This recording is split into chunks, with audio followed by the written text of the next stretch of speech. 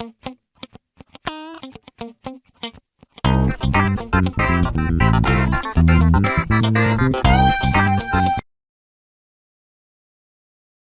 muy buenas tardes.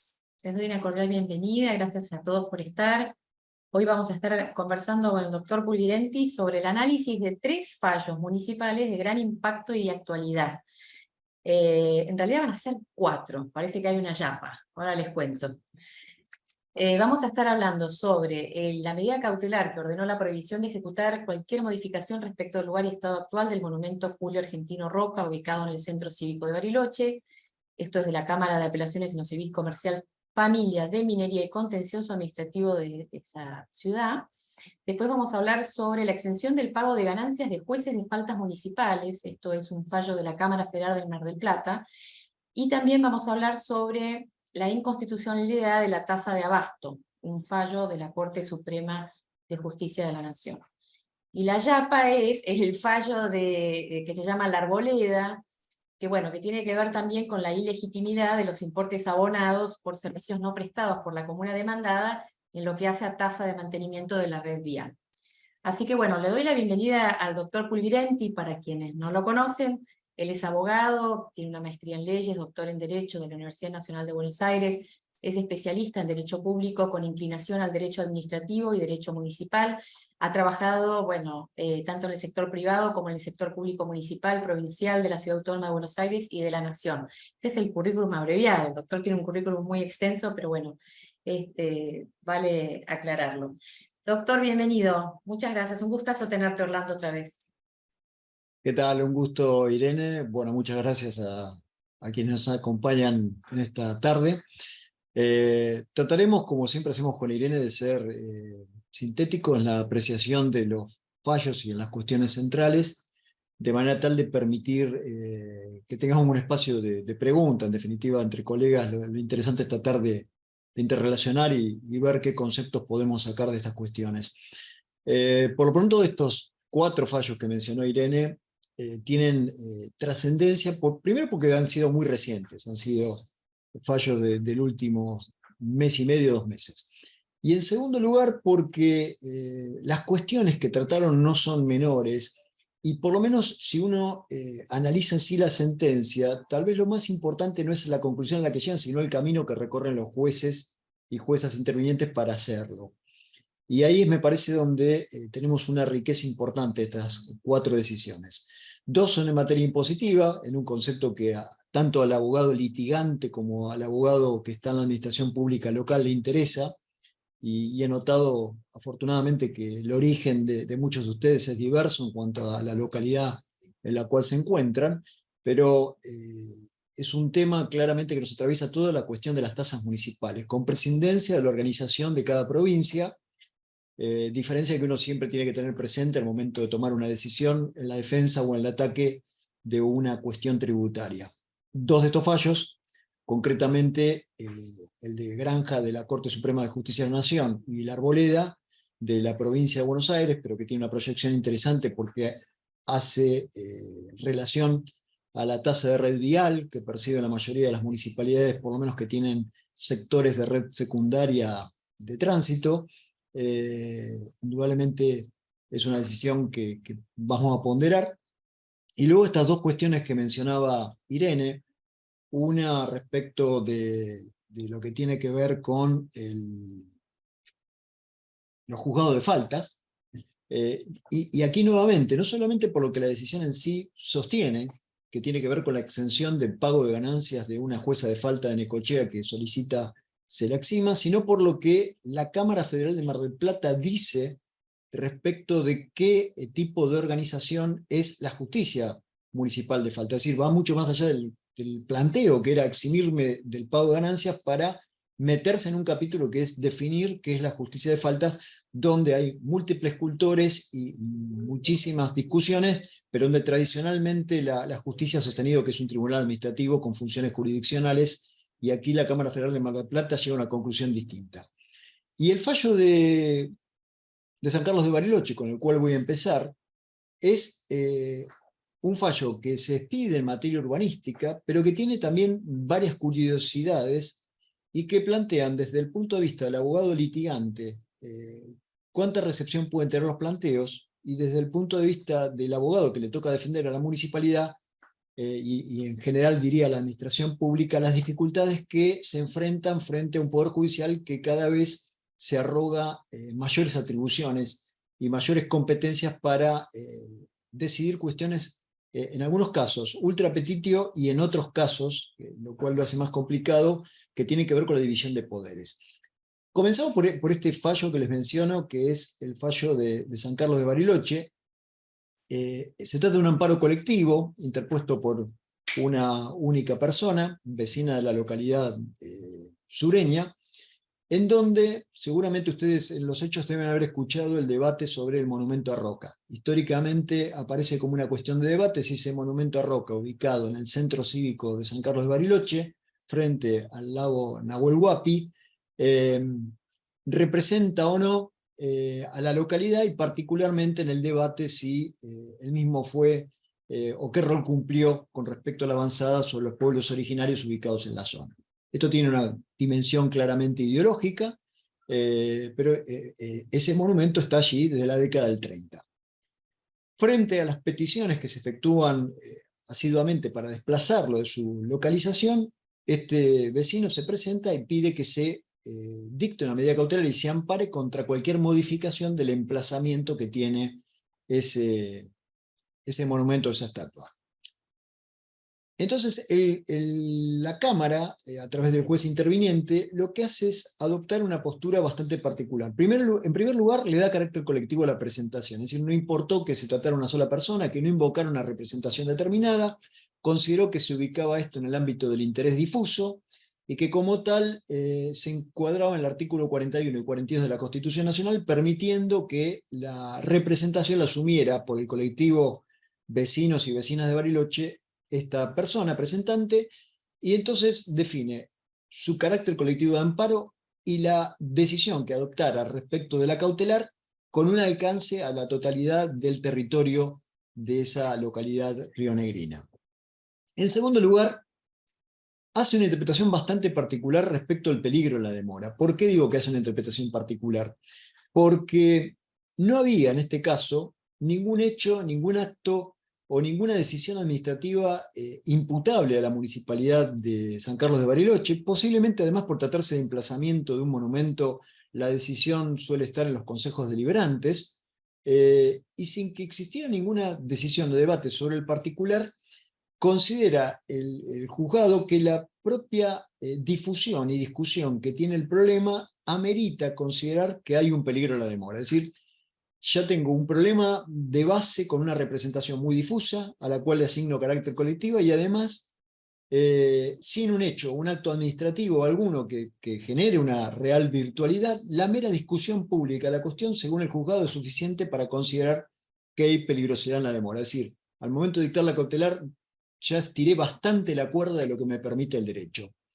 Pero lo que sí realmente me parece preocupante de la decisión es que en el fallo, en su considerando segundo, el juez interviniente dice que se aúna a esto una situación de público y notorio conocimiento, que es la prioritaria necesidad de solucionar otras falencias que transita la ciudad, como por ejemplo, dice, la emergencia vial y la circulación que vive la ciudad, donde cualquiera puede sufrir un accidente. Es decir, el juzgado lo que está diciendo es que hay otras prioridades que no son el monumento, y que la municipalidad debiera invertir su dinero en eso y no en esa actividad que supuestamente iba a hacer, porque les vuelvo a repetir, no hay ni acto ni un hecho administrativo en esa dirección.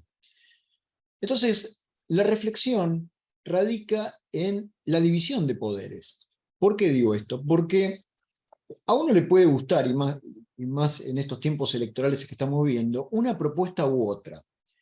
Lo que no cabe duda es que cada propuesta política implica un plan de acción posible con afectaciones presupuestarias consecuentes. Es decir, hemos visto en el debate público que ocurrió en las provincias que han tenido elecciones ya, o en algunas municipalidades que lo han tenido, pero lo vemos en el debate público también nacional, que hay determinados temas a los cuales, de acuerdo a la orientación política que tiene cada partido, le asigna prioridad. Algunos priorizan la seguridad, lo cual me hace suponer que va a dedicar más dinero o esfuerzo a medidas destinadas a ello, a conjurar el fenómeno de la inseguridad, que puede atravesar desde asistencia social, mejor iluminación, pero también, por cierto, mayor cantidad de móviles policiales, mejor equipamiento, preparación. Lo que no cabe duda es que el presupuesto, por definición, es único y universal, con lo cual comprende la totalidad de erogaciones y gastos que puede hacer un municipio, en este caso en particular. Y eso implica que si yo tomo una decisión, priorizar la seguridad, seguramente estoy destinando recursos a eso que no destino a otro objetivo o fin, que puede ser salud pública, educación, es decir, hoy en el ámbito de cualquier municipio, la multiplicidad de problemáticas y políticas públicas locales. Seguramente, si yo priorizo uno, le quito prioridad a otra. Esto es propia consecuencia del juego económico de la aplicación de un presupuesto. Pero esas definiciones respecto de cuáles son las políticas públicas que voy a llevar adelante y cómo priorizo la ejecución presupuestaria es una decisión de la política. Con esto me quiero decir de aquellos cargos que son electivos popularmente, el intendente y el consejo deliberante a nivel local.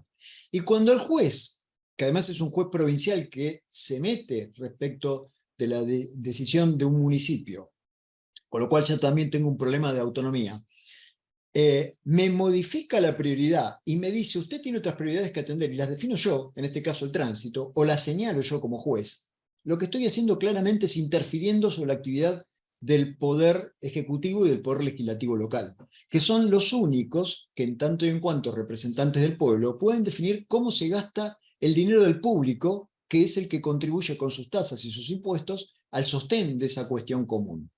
Este cambio que hace el juzgado, sugiriendo otras prioridades, como quitándole racionalidad a la eventual decisión, vuelvo a repetir, no existía, la eventual decisión sobre la base de la existencia de otras prioridades, colocaría en cabeza del Poder Judicial un poder o una facultad que nadie le atribuye en ningún ordenamiento jurídico argentino, porque la función del Poder Judicial es analizar la razonabilidad y proporcionalidad de las medidas, más no la razón política invocada por quien la toma para hacerlo, porque para eso lo votaron.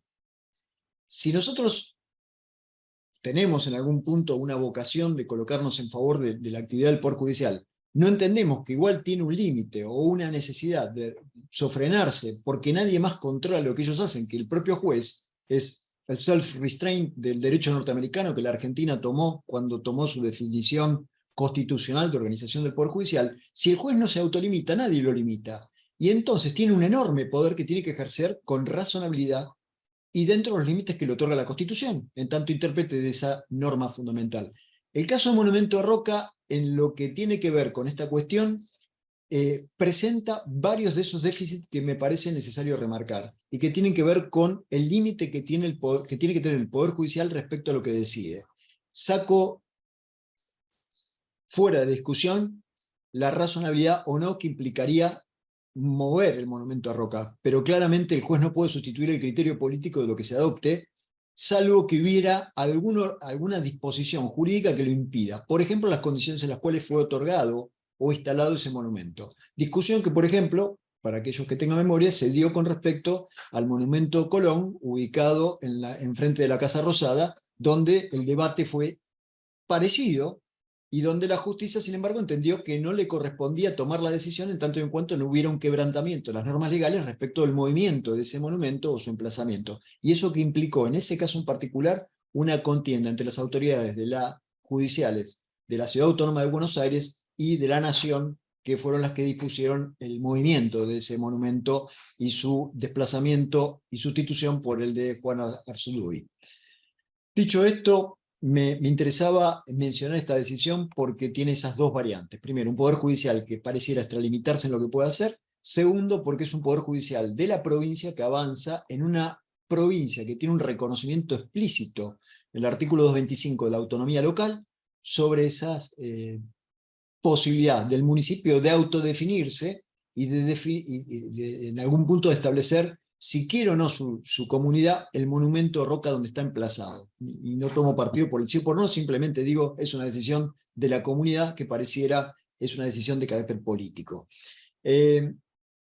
Yendo al segundo fallo que mencionaba Irene, es el de la Cámara Federal de Mar del Plata, que es el caso Ozón, Adriana Mabel contra FIP. ¿Qué es lo que plantea esta jueza de faltas de Necochea? La jueza plantea que el pago de ganancias al cual estaba siendo sometida violaba la garantía de intangibilidad del salario, sosteniendo que correspondía su plena equiparación con respecto al tratamiento que reciben los jueces integrantes del Poder Judicial. La discusión entonces es respecto ya no de si los jueces deben pagar o no el impuesto a la ganancia, que es otra discusión que además tiene una decisión del Congreso de la Nación respecto a lo que los jueces ingresantes deben pagar ganancias, también discutida por los jueces ingresantes que al momento de concursar, por lo menos a cargos federales, firman un waiver diciendo que no van a reclamar contra el Estado Nacional por el pago de ganancias y que sin embargo en el tiempo ha demostrado que no ha resultado muy eficiente porque lo hacen planteando que hay una desigualdad de trato por igual tarea, porque dicen los jueces que vienen con anterioridad no pagan ganancias, bueno, a mí no me correspondería pagar. Y eso tiene algún fallo ya de Cámara Federal Contencioso Administrativa dándole la razón a los jueces. Pero esto lleva esto todavía más lejos, porque lo plantea con respecto a la justicia de falta. Y en esto me detengo brevemente en lo que hasta ahora han dicho la mayoría de las justicia sobre esta cuestión, incluso el ámbito mismo donde se plantea esto, que es la justicia de la Cámara Federal de Mar del Plata, ubicada en territorio de la provincia de Buenos Aires. En la provincia de Buenos Aires existen innumerable cantidad de fallos, entre ellos el caso Sebey, que es una causa del 2004, donde la Suprema Corte ha dicho los juzgados de falta son juzgados administrativos que cumplen funciones jurisdiccionales. Esto desde la obra señera de Bosch respecto a los tribunales administrativos, se tiene bastante claro que un tribunal administrativo puede cumplir funciones jurisdiccionales, como ocurre, por ejemplo, con los entes reguladores. El ENRE es un ejemplo de una entidad que cumple funciones jurisdiccionales, pero sin perder de vista que es una entidad administrativa y que al no cumplir funciones judiciales hay cosas que no puede hacer, es decir, no puede avanzar sobre lo que tiene que ver con controles estrictos, por ejemplo, de constitucionalidad, cuestión que queda sujeta a la revisión judicial. De hecho, la Suprema Corte de la Provincia de Buenos Aires siempre ha dicho que tratándose de un tribunal administrativo, lo que debe ocurrir es que debe haber un control judicial suficiente posterior. Y esto se reproduce les diría, con la excepción de la provincia del Chaco y alguna provincia patagónica que han incorporado la posibilidad de que haya poder judicial local en toda la jurisdicción argentina. Es decir, los tribunales de falta en todo el territorio nacional tradicionalmente han sido considerados esto, es decir, un tribunal administrativo con función jurisdiccional. Cuando la Cámara de Mar del Plata decide extender esta garantía, hace una interpretación que quiero mencionar porque es lo sustantivo del fallo, como le mencionaba Irene. No es ya la discusión de si el juez de falta debe ser equiparado a un juez integrante del Poder Judicial y consecuentemente ser exento del pago de ganancias, sino que hace todo un derrotero respecto de la autonomía de la provincia de Buenos Aires, de las municipalidades. Pero lo hace en un esquema tan amplio que no se ha atrevido a la propia Corte Suprema de Justicia de la Nación y la Suprema Corte de la Provincia de Buenos Aires. Les explico brevemente por qué. Los últimos dos fallos donde las últimas dos cuestiones donde se planteó la autonomía plena de las municipalidades de la provincia de Buenos Aires han sido el planteado por la Municipalidad de Castelli y América, donde ambas municipalidades lo que han planteado es que el esquema de organización municipal de la provincia de Buenos Aires no respeta la autonomía que estableció el artículo 123 de la Constitución Nacional.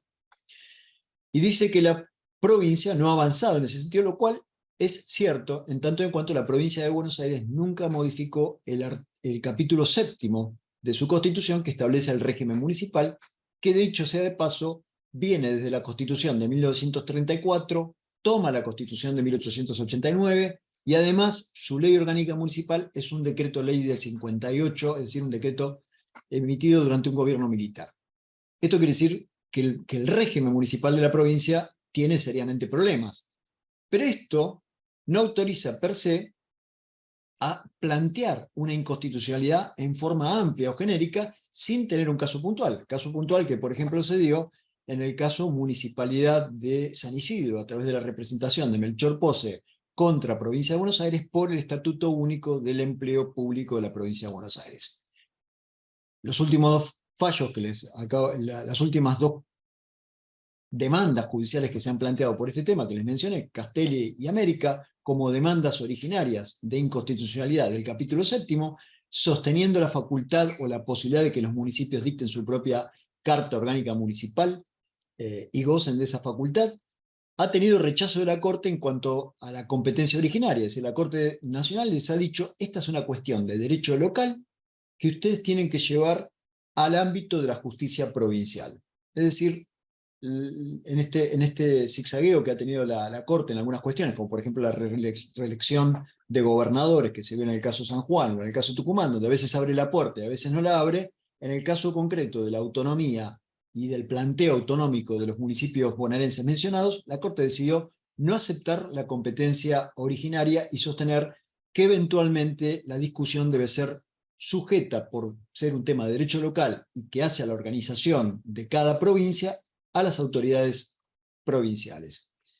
Esto hace entonces que el fallo de Mar del Plata sea más curioso todavía. ¿Por qué? Porque en el fallo de Mar del Plata separa la Cámara Federal en los artículos 5 y 123 de la Constitución y dice, como todos sabemos, las municipalidades gozan de autonomía institucional, política, administrativa, económica y financiero.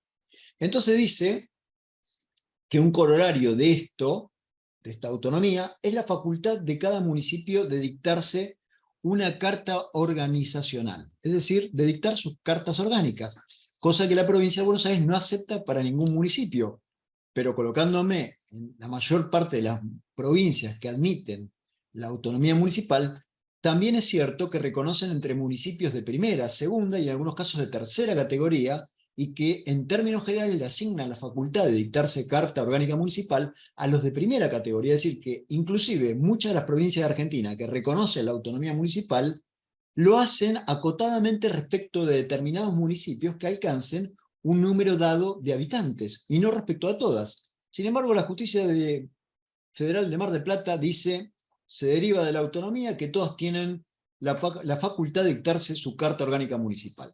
Ya es cuanto menos un atrevimiento importante desde el punto de vista de pasar por alto la decisión que la propia provincia toma respecto de cómo se organiza en un planteo que inicialmente no estaba destinado a cuestionar la organización municipal, sino el rango que corresponde al juez de faltas.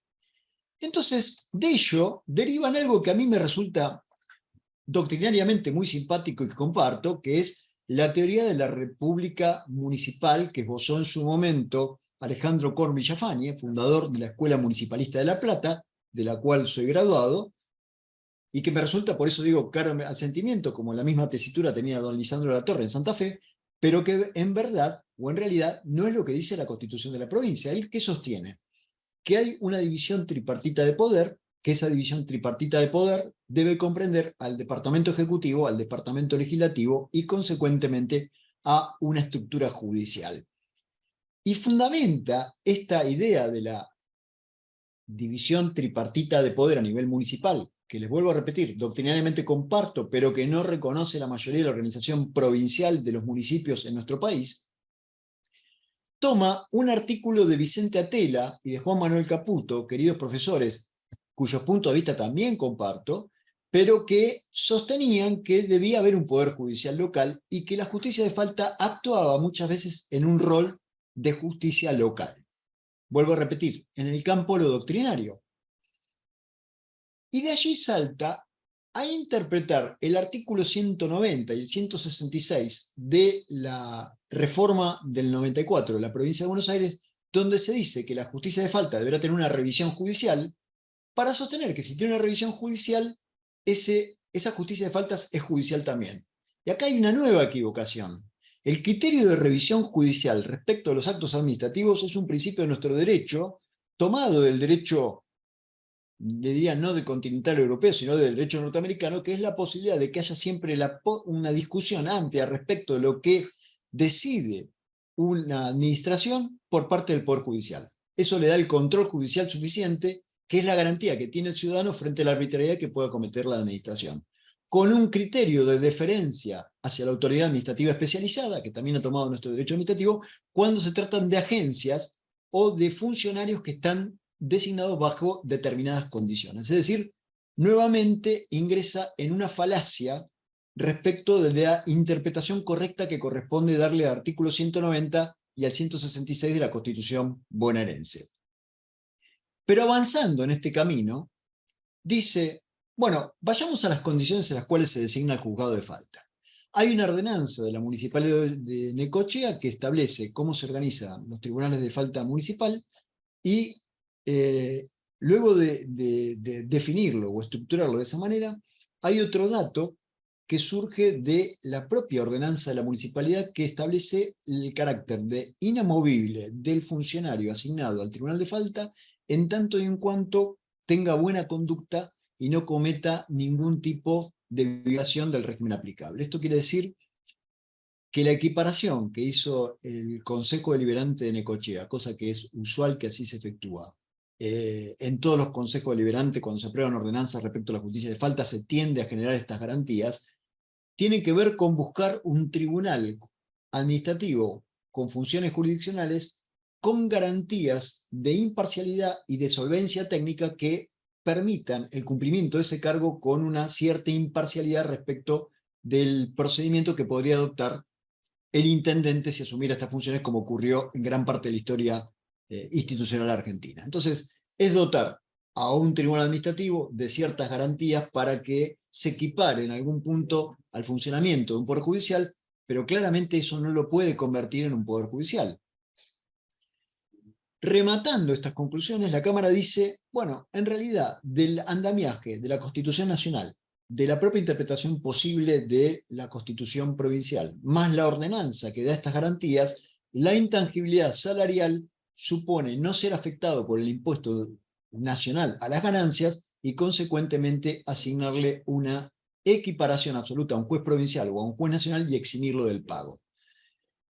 Este fallo entonces tiene dos dimensiones. En primer lugar, amplía una exención del pago de ganancias que no le reconoce la justicia. Solamente se lo ha reconocido con respecto a jubilados de juzgado de faltas, pero por su condición de jubilados y no por la condición de ser ex integrantes de un juzgado de faltas. Genera una exención a una ley nacional que no lo prevé, que además marcha en el sentido de quitar esa exención porque todas las propuestas de los partidos políticos, pero además la última ley dictada en la materia o sancionada en la materia, lo que hace es precisamente equiparar a los funcionarios judiciales a cualquier otro ciudadano y hacer que paguen impuestos a las ganancias. Y finalmente, para armar ese andamiaje, lo que hace es interpretar y reconstruir toda la Constitución de la provincia de Buenos Aires, afectando la autonomía provincial para, desde un juzgado, o en este caso de una Cámara Federal, crear un poder judicial a nivel municipal que no está reconocido por su propia Constitución ni por su propia ley orgánica, y todos los fallos que ustedes vayan a leer en materia de autonomía dice que cada provincia tiene la facultad de definir los límites de la autonomía municipal sin poderla suprimirla o eliminarla. Pero esto no quiere decir que no pueda definir el propio contorno que tienen las competencias locales, porque las tiene que hacer convivir en un marco de cooperación, como ha dicho la Corte en reiterados fallos, con aquellas propias que son de la provincia. Lo pueden ver en Municipalidad de La Rioja contra Provincia de La Rioja, lo pueden ver en las sucesivas causas San Luis, Ponce contra Provincia de San Luis, Municipalidad de San Luis contra Provincia de San Luis, pero también se lo lee en Rive de Mar y en Municipalidad de Santa Fe contra Provincia de Santa Fe, donde en todos los casos lo que se dice es el contorno de la autonomía lo define la provincia porque es el ente autonómico fundante del federalismo argentino, con ciertos límites y sin poder eliminar esa autonomía local. Pero esa definición de cuáles son esas características la tiene la provincia. En este caso, la Cámara Federal decidió desplazar a la provincia en esa delimitación. Y pasemos ahora a los dos fallos interesantes en materia de tasas municipales. Digo, son interesantes porque vuelven a la sana doctrina de lo que es una tasa municipal. En primer lugar, creo que está fuera de discusión la existencia de un poder tributario local. Esto se lo han planteado varios autores, entre ellos Heredia tiene un muy interesante libro sobre el poder tributario municipal para la Patagonia, pero que es aplicable en todo el territorio nacional. y hoy diría que nadie discute que las municipalidades tienen un poder tributario, es decir, la capacidad de generar medios y mecanismos para recaudar tributos que hacen al sostén de su actividad pública. Dicho esto, los contornos de ese poder tributario usualmente también están definidos a nivel provincial, en un marco de organización de Estado federal. Y este es el dato relevante. Al ser un Estado federal, toda la organización estatal, federal, provincial y municipal, tienen competencias tributarias y las deben coordinar de manera tal de evitar superposiciones o lo que sería en materia tributaria una doble imposición, es decir, gravar a un mismo contribuyente por un mismo hecho en más de una ocasión. Para eso existe el sistema de coparticipación originariamente, es decir, el sistema de coparticipación no tiene su origen como un mecanismo de ver cómo recaudo de jurisdicciones se distribuye hacia otras, sino inicialmente el fundamento era evitar la superposición de tributos sobre el mismo ciudadano contribuyente. Y ese mismo esquema es el que se reproduce en el CFI, en el Consejo Federal de Inversiones, cuando se delimitan los ámbitos de aplicación de impuestos de cada jurisdicción. Pues bien, en los dos casos que mencionamos, que es el de la Corte Suprema de Justicia de la Nación, el caso de Granja, y que tiene Granja Tres Arroyos, que tiene que ver en la imposición de la Municipalidad de Río Cuarto de la tasa de bromatología, como en el caso de Arboleda, la justicia empieza a, de alguna manera, empezar a reajustar el concepto de tasa. ¿Por qué? Porque la diferencia sustancial entre el impuesto y la tasa radica en el motivo o la causa que determina mi obligación tributaria. En el caso del impuesto es la determinación de un hecho, cuyos contornos, el hecho imponible, cuyos contornos define la legislación. En el caso de la tasa es recibir un servicio y pagar una suma aproximada proporcional al costo del servicio que me están otorgando. Con bemoles. Digo con bemoles porque la justicia también ha ido definiendo en el tiempo que esa proporción no debe ser exacta y que se contemplan en la definición de los costos del servicio no solamente los costos directos, sino también los costos indirectos. Es decir, lo que le lleva a la administración a organizarse para dar ese servicio no solamente es, por ejemplo, en la tasa de red vial, la topadora, la máquina que necesito para poder pasar por los caminos a mejorar, sino también la propia existencia de la municipalidad, que supone costos permanentes y establecidos en ese funcionamiento. Dicho esto, en el caso Granja Tres Arroyos, lo que se discute es una tasa que muchos municipios aplicaron de manera automática, empezando por Moreno y Merlo, y que luego se fue extendiendo en todo el país. Y acá me aparto en un dato de la realidad. Usualmente en la cocina o tras la cocina de esto estuvieron algunos estudios jurídicos y contables que de alguna manera iban y le ofrecían a las municipalidades una especie de paquete cerrado, una alternativa de fácil cobro o recaudación con un dato que ofrece la realidad. La tasa municipal, una vez que yo la sanciono por vía de Consejo Deliberante, con los distintos mecanismos que tienen de aprobación de ordenanzas impositivas nuestras municipalidades, goza de una presunción de legalidad, de legitimidad y de ejecutoriedad directa. Esto quiere decir que frente a la imposición tributaria que genera la municipalidad, el municipio puede salir a recaudar. Y la contracara es que para poder detener esa recaudación necesita un juez que o vía cautelar o por vía una decisión de última instancia diga que ese intento de cobro no goza de una causa o no tiene una legitimidad o una legalidad o una constitucionalidad en ese concepto que intenta grabar. La realidad es que para que ello ocurra, la justicia usualmente tarda bastante tiempo, por no decir muchísimo tiempo, a veces décadas. Y cuando sanciona a la conducta del municipio que intentó grabar con algo que estaba mal, el que paga la consecuencia es el actual gobernante, no el que generó el tributo 4, 5 o 10 años antes y que lo recaudó.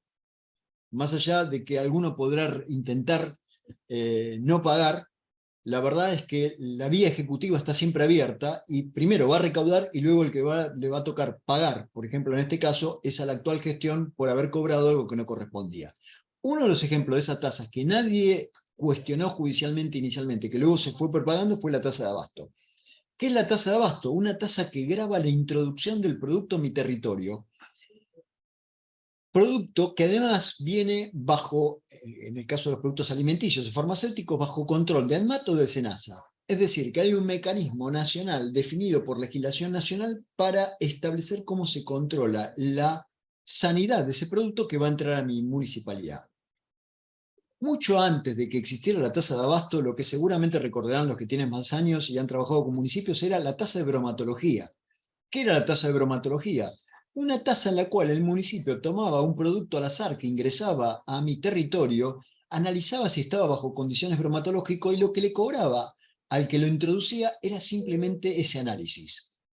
Hoy lo que tenemos es una tasa generalizada donde grabo a todo aquel que me entra con el producto por unidad ingresada. Es decir, lo convirtieron en un impuesto al ingreso a mi municipio. Si vos entras con 10.000 litros de leche, te voy a cobrar $1 por cada litro de leche que ingresás, sin ningún control y ninguna contraprestación y por el solo hecho de ingresar en mi territorio. Esto es cuestionado por Granja Tres Arroyos porque además provoca otro efecto. En la medida que vos me incrementás con esto, que en realidad ya no es una tasa, sino un impuesto, el valor de mi producto final, lo estoy externalizando. ¿Por qué? Porque si Moreno me cobra por ingresar un huevo determinado peso, bueno, lo trasladó el precio final para el producto para todo el país, con lo cual la tasa que debía ser de recaudación y de afectación local se convierte en algo que provoca una externalidad para las empresas que actúan fuera de esa jurisdicción. Y aquí se plantearon dos grandes lineamientos. Por un lado, para la postura de Rosati, que va a votar igual que Rosenkrantz, lo que está en juego es la imposibilidad de establecer aduanas interiores. Es decir, Rosati dice, en la medida en que yo establezco un límite a la posibilidad de que un producto que proviene de otra jurisdicción lo haga, estoy imponiendo una aduana, un impedimento, una barrera comercial al ingreso de un producto generado en otra jurisdicción. Es decir, para él lo que se afecta es la imposibilidad que parte del artículo 4, 5, 6 y sus siguientes de no poder imponer aduanas interiores. ¿Y cuál es la diferencia con la decisión de Rosenkrantz? Rosenkrantz sostiene que en realidad acá no tengo una aduana interior, lo que tengo es una violación del comercio interjurisdiccional. ¿Por qué? Porque la facultad del comercio interjurisdiccional es una facultad federal, artículos 75, inciso 30, y en consecuencia, en la medida que una provincia o una municipalidad decide imponer una barrera no prevista por el Congreso de la Nación, me está generando una afectación de la competencia nacional. Con lo cual dice, es inconstitucional la tasa que intenta cobrar la Municipalidad de Río Cuarto. Es decir, por dos caminos distintos llegan a la misma solución. Pero ¿cuál es la diferencia? La postura de Rosati no discute que la municipalidad puede y tiene facultades en materia de sanidad.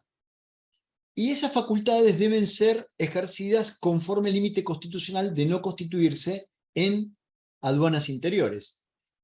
Le asigna a cada jurisdicción, municipio, provincia, nación, en materia de sanidad, como ocurre en tantas otras materias, como por ejemplo en materia de salud o en materia de medio ambiente, facultades concurrentes. Y lo que él dice es, cuando hay concurrencia de facultades, tengo que ver qué límites encuentra en otro lugar, no en la regulación del comercio interjurisdiccional. La decisión de Rosenkrantz es más afectatoria o más violatoria de las autonomías locales, porque él lo que está diciendo es, en materia de comercio interjurisdiccional, la facultad le corresponde a la nación o a la jurisdicción superior.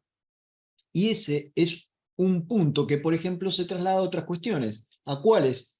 A la apertura y cierre de comercios, cuestión que ha sido debatida en Walmart y en Carrefour con Municipalidad de La Plata y que más recientemente en la Municipalidad de Arroyito fuera planteado por un supermercadista chino y donde se pregunta, bueno, regular la apertura y cierre de un comercio, ¿es una facultad federal, es una facultad provincial o es una facultad municipal? La justicia de la provincia de Buenos Aires, en Municipalidad de La Plata contra Carrefour, contra Municipalidad de La Plata y Walmart contra Municipalidad de La Plata, en los dos casos dijo que la facultad era provincial, no local, y le impidió que así fuera. En el caso Arroyito, lo que la Corte dice es, conforme al ordenamiento jurídico de Córdoba, esa facultad no es de comercio interjurisdiccional, sino provincial, y la provincia se la delegó en el municipio. Con lo cual, los caminos de Rosenkrantz y de Rosati en esta decisión llevan a conclusiones distintas. Y a la misma conclusión, digo, con caminos distintos. Y finalmente, el caso de la Arboleda es tal vez el más reciente y el más interesante, desde el punto del planteo del abogado litigante. ¿Por qué? En el caso de la Arboleda, la municipalidad, ubicada en la provincia de Buenos Aires, lo que hizo fue establecer una tasa por el mantenimiento de la red vial. Esto es usual y de importancia como fuente de recaudación en la mayor parte de los municipios del interior, sobre todo en la provincia de Buenos Aires, donde el 20 o el 30% de la recaudación puede provenir de la tasa de red vial. ¿Y quiénes la pagan? Las empresas rurales, los propietarios rurales, es decir, los que están ubicados en el sector productivo más relevante de varias provincias argentinas, sobre todo el centro de nuestro país. En conclusión, es una tasa que tiene impacto económico y que además ha ido sufriendo modificaciones en el tiempo. ¿Por qué? Porque anteriormente lo que se cobraba era por metro lineal sobre caminos rurales y luego se pasó a establecer otros criterios de definición de la tasa, como por ejemplo, para su cobro y cálculo, como por ejemplo la cantidad de hectáreas, y en alguna municipalidad se ha hecho incluso englobamiento, es decir, para regular la capacidad contributiva de un propietario, se considera la totalidad de predios que tiene ubicado dentro del mismo territorio y en base a la cantidad de hectáreas que suma ese conjunto de propiedades, se establece progresivamente un valor de la tasa que se paga. Entonces llegaron a entender, básicamente lo que trata de suponerse es un criterio de progresividad. Ahora, la justicia ha avalado varias cuestiones en el tiempo, y una de ellas es el criterio o base sobre la cual se establece el cálculo de la tasa, con lo cual no habría un problema de inconstitucionalidad respecto ni cómo está diseñada la tasa, ni por qué servicio se paga, que es el mantenimiento, ni respecto de la base de cálculo tributaria que utiliza, que es la cantidad de hectáreas y la evaluación fiscal que tienen esas hectáreas conforme a las evaluaciones que efectúa la provincia. Pero lo que sí analiza la Corte, la Cámara Contencioso Administrativa de San Martín en la revisión de este fallo de primera instancia del Juzgado Contencioso Administrativo de Trenquelauquen, es la efectiva prestación del servicio. La efectiva prestación del servicio. Y este me parece que es el dato más importante que tiene este fallo. ¿Por qué? Porque toma en cuenta, por un lado, la efectiva prestación del servicio, y por otro lado, dice a quién le corresponde probar que el servicio fue efectivamente prestado. Le corresponde probar al actor, como usualmente ocurre, es decir, donde la carga probatoria está en parte de aquel que acciona, o le corresponde acreditarlo a la municipalidad.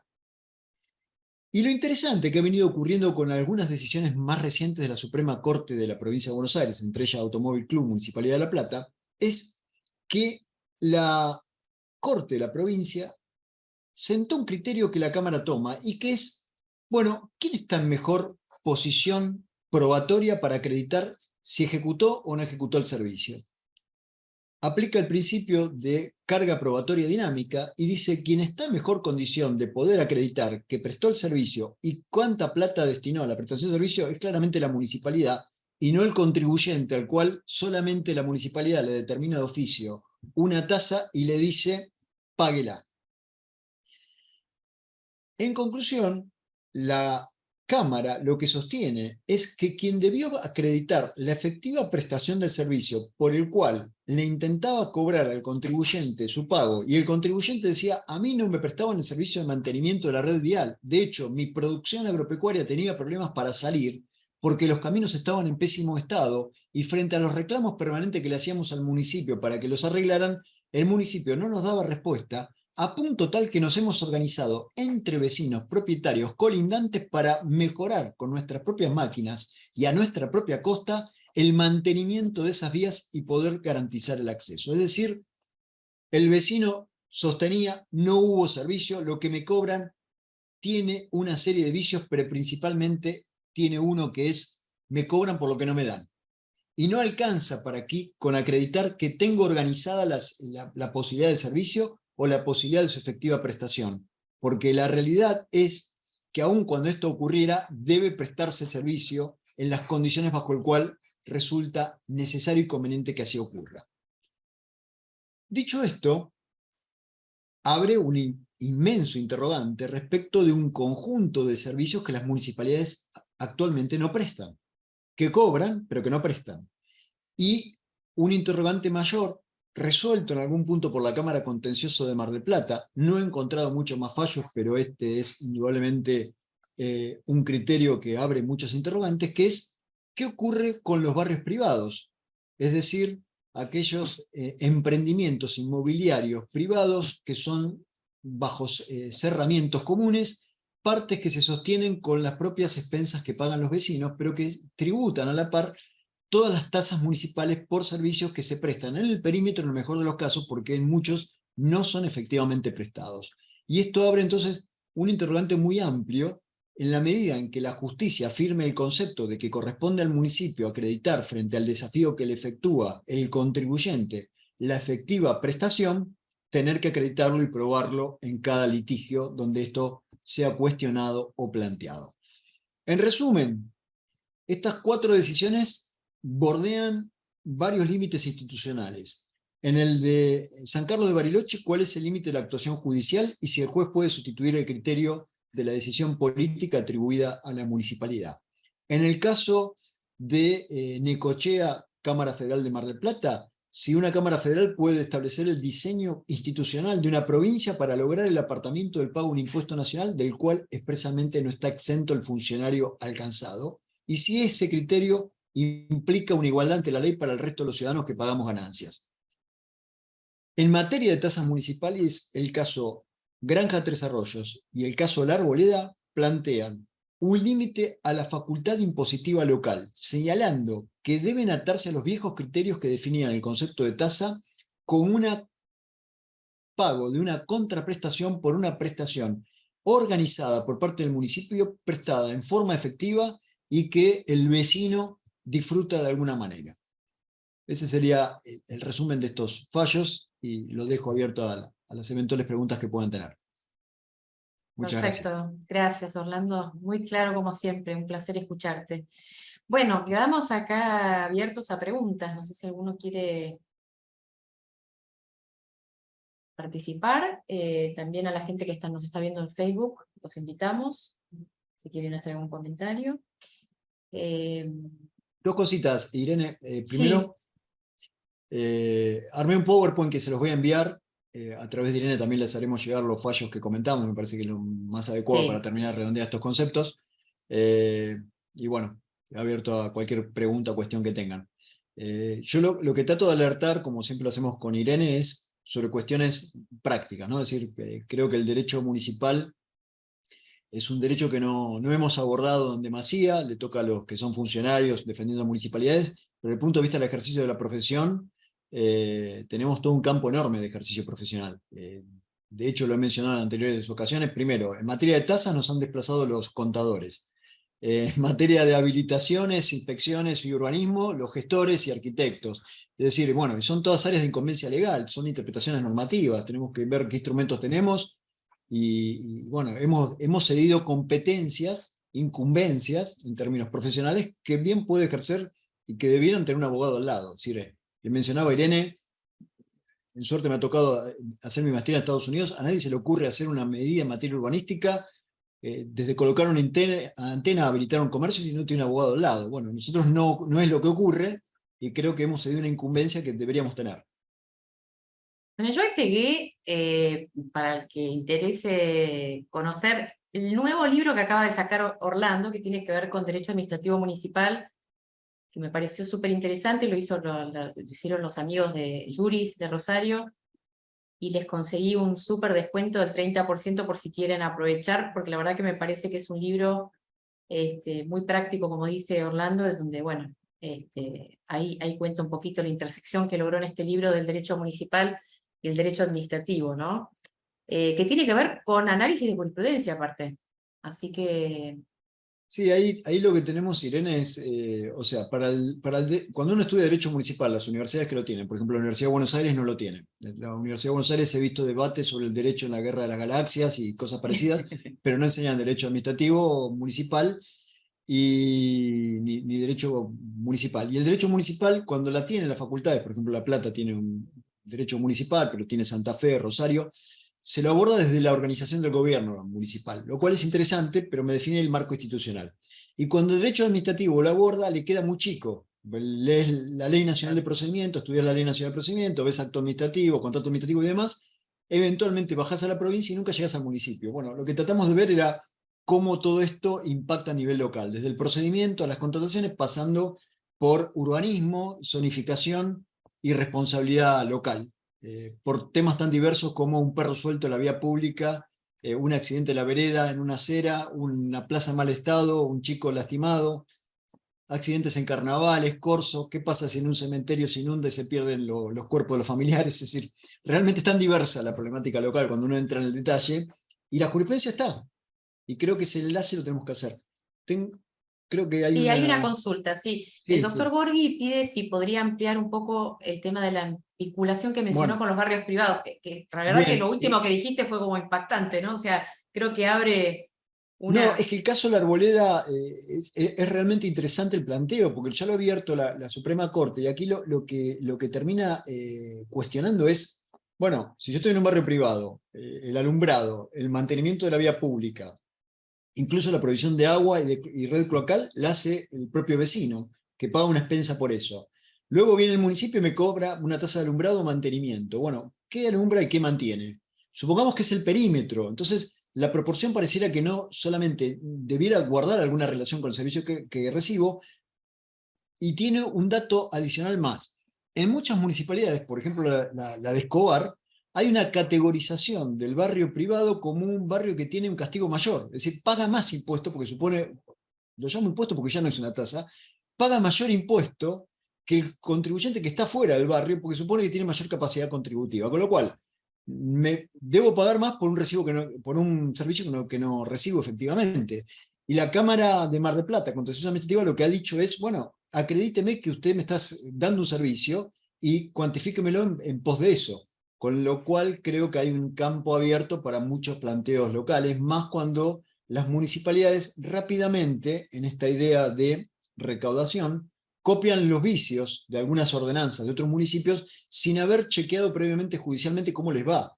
Esta que les menciono, la tasa de abasto, es un ejemplo. Se fue propagando, la tasa de abasto tiene unos 15, 16 años de antigüedad, uno lo venía viendo, lo escribí en mi favor, puedo decir que lo escribí en muchos lugares que consideraba que era inconstitucional, y recién voté en la sentencia 16 años después. Ahora, durante 16 años pagaste lo que no correspondía, porque la mayoría de la gente no hace litigios, y a veces el litigio es más costoso que pagarlo. Ejemplo, tasa de combustible que se paga en gran parte del conurbano bonaerense. La tasa de combustible, no la discutida en el caso Action contra Municipalidad de Quilmes, sino la tasa de combustible que cobra, por ejemplo, la Municipalidad de Tigre, o la de San Fernando, o la de Junín. El origen de esa tasa, vayamos al origen político, fue que cuando se conforma el Frente Renovador, la provincia de Buenos Aires decide sancionar a los municipios que se iban con la propuesta de Sergio Massa, de una que era Municipalidad de Tigre, con una pérdida de recursos de coparticipación. Una de las maneras que se le ocurrió de sanear ese déficit fue crear una tasa de combustible. ¿Qué significa? Que por cada litro cargado en una estación de servicio ubicado en esa municipalidad le tengo que pagar una determinada suma de dinero. No muy significativa en el bolsillo de cada consumidor que cargaba nafta, pero que en el conjunto de la cantidad de combustible que se cargaba era significativa para la municipalidad. ¿Cuál es la apuesta? Bueno, individualmente nadie se va a quejar porque le cobre 10 pesos más en la carga de nafta, que ya sale mucha plata, y además, si me lo reclama, eventualmente en un juicio, donde ya tiene que hacer el análisis el contribuyente de cuánto sale de ir a un abogado, llevar adelante un juicio, llevar adelante mucho tiempo para que después eventualmente me den la razón y me devuelvan 2 pesos, eso es una relación de costo-beneficio, análisis económico del derecho 1, es muy costoso demandarlo. Y finalmente, si lograra la devolución, ¿a quién le tengo que devolver? ¿Y cómo hago para devolverla a cada individuo afectado? ¿Cómo acredita ese individuo afectado? Debió conservar los tickets de carga de nafta de cada vez que fue a cargar nafta para devolver al final del camino 1.000, 2.000 pesos, 3.000 pesos. Es decir, nótese que es un Estado que actúa de mala fe, sabe que me va a cobrar algo, que posiblemente sea dudosa constitucionalidad, pero que eventualmente el reclamante no va a tener voluntad de reclamármelo y no hay fuero donde discutirlo. E inclusive, cuando se han logrado algunas medidas cautelares, caso de Traverso contra Municipalidad de Junín, en el juzgado contencioso administrativo de Junín, creo que fue en Navidad del año 18, 24, creo que fue 23 o 24 de diciembre del 18, el juzgado le hace lugar a la cautelar y dice, impídese que al señor Traverso le cobren este impuesto. Es decir, que Traverso iba y a él no le podían cobrar, pero el resto de los 90.000 juninenses sí. Bueno, no tiene sentido. Entonces, saben que están jugando con eso. Es lamentable decirlo. Otro ejemplo que les doy, sin intención de aburrirlo y ya estamos sobre la hora. Municipalidades que me cobran la tasa de alumbrado público en simultáneo en la tasa que me emite el municipio y en la cooperativa eléctrica que tiene el servicio, la prestación de servicio local. Y cuando vos lo discutiste, dicen, tiene razón, ese mismo concepto, le devuelvo la plata. La pregunta es, ¿quién va a discutirlo? La mayoría de la gente se le pasa. Entre todos los conceptos que tiene dentro de su boleto incluida, aparece esa tasa y no sabe ni qué está pagando. Vean cuando se dice, una de las medidas que se adoptó en el gobierno provincial fue el desglose en las cooperativas eléctricas de exactamente qué se pagaba para acreditar lo que era servicio y separarlo de lo que eran impuestos y tasas. Bueno, tiene una nómina de 7, 8 o 10 impuestos locales más los nacionales y provinciales. Nadie se pone en ese detalle, paga y listo. Bueno, montado sobre esa situación, que el Estado actúe de mala fe realmente es más que llamativo, pero suele ocurrir. Bien, acá hay una persona, a ver, recién lo vi, que quería preguntar algo sobre Franco Garbarino. Yo lo habilité como coanfitrión porque quiere hacerla, creo que quiere hacer una consulta Sí, sí, a viva voz. no problema, Muchas un placer. gracias. Espectacular, bueno, el resumen de los fallos, así que muy, muy agradecido por eso. Pregunta precisa, digamos, que tengo es que generalmente los municipios cobran una tasa por contribución, no es por contribución, sino sobre los vehículos que circulan para el mantenimiento de las rutas. El problema que el porcentaje de las rutas, de las calles del ejido urbano, el problema que la alícuota que se cobra de esa tasa es en valor en valor a la base imponible del vehículo, lo que se estaría igualando con un impuesto, porque afecta a la capacidad contributiva, que no es uno de los requisitos de la tasa. ¿Existen fallos de eso? ¿Cuál es su opinión al respecto?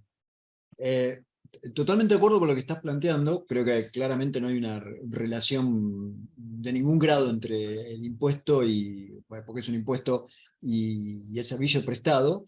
Y no conozco fallos más que estos que estoy mencionando, que tiene una base tributaria similar, que es esta tasa de combustible.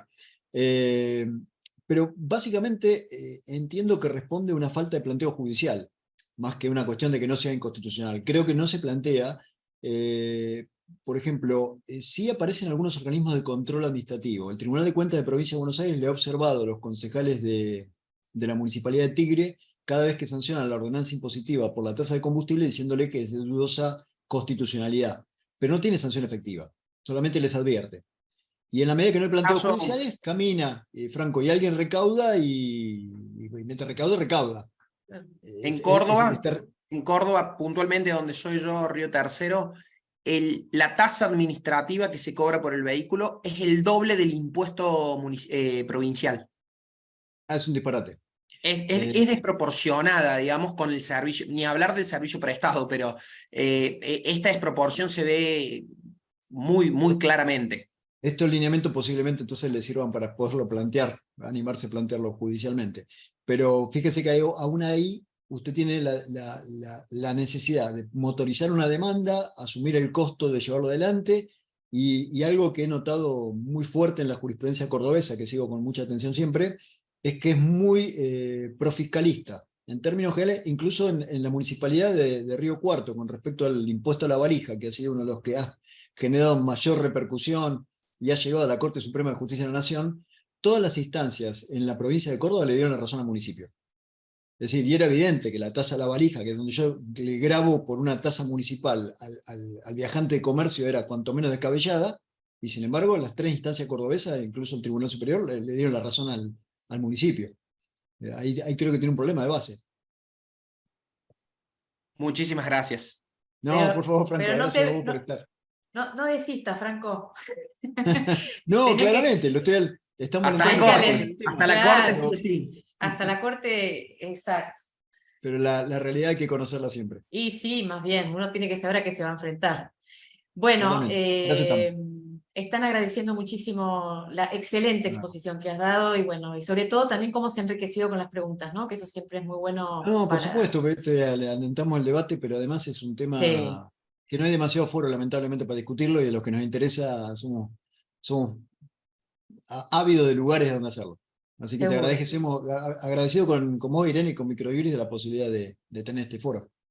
Bueno, muchísimas Bueno. gracias. Les vamos a hacer llegar los fallos y el PowerPoint que prometió Orlando y bueno, los esperamos para nuestro próximo encuentro municipal.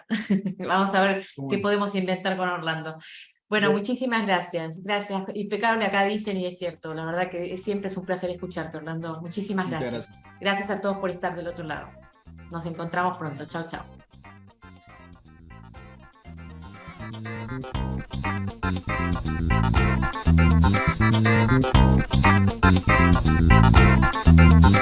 Thank you.